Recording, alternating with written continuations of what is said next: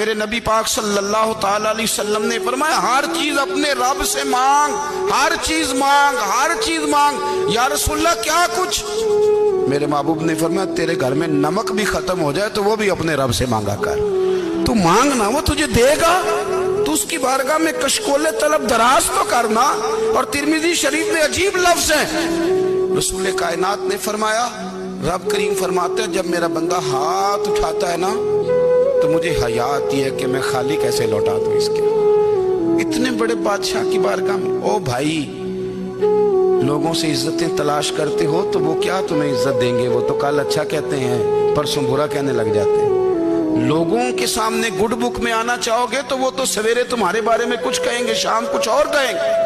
اپنی روحانی زندگی آباد کریں، اپنے مسلح کو وقت دیں، اور دنیا سے چھپ کر اس موبائل کو بند کر کے اور اپنے آپ سے بھی چھپ کے اور تنہا ہو کے چھپا کے سارا کچھ اپنے آنسو اپنے رب کی بارگاہ میں پیش کریں، اس کے حضور حاضری دیں۔ سنو نا ترمذی کی حدیث اور اسے یاد رکھنا، نبی پاک علیہ السلام نے فرمایا اپنے دکھ لوگوں کے سامنے نہ بیان کرنا، سیٹھوں نوابوں کو نہ بتاتے پھرنا، دنیا داروں کے سامنے جا کے نہ رونا کہ میں تکلیف میں ہوں۔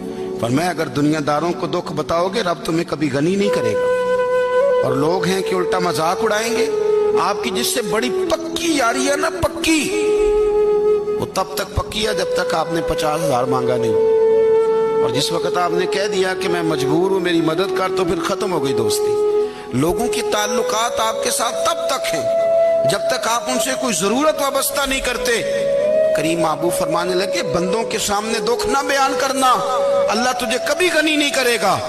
تو اپنے دکھ اپنے رب کو بتا، تو دعائیں مانگ، تو اس کی بارگاہ میں حاضر ہو، تو اس کے حضور عرض کر۔